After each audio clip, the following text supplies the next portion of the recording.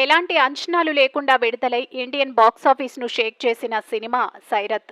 ఆ చిత్రంలో అచ్చీ పాత్రలో మెరిసిన ముద్దుగుమ్మ ఎవరో గుర్తుందా?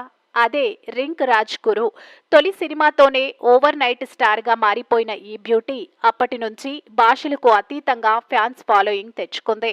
2016లో వచ్చిన సైరత్ చిత్రం భారీ హిట్ అవడంతో ఆమెకు ఒకేసారి దేశవ్యాప్తంగా గుర్తింపు వచ్చేసింది.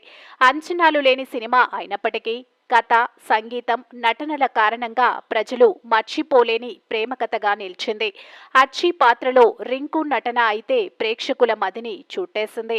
ఆ తర్వాత పలు వెబ్ సిరీస్లు, మరాఠీ సినిమాల్లో నటించి మంచి పేరు తెచ్చుకుంది.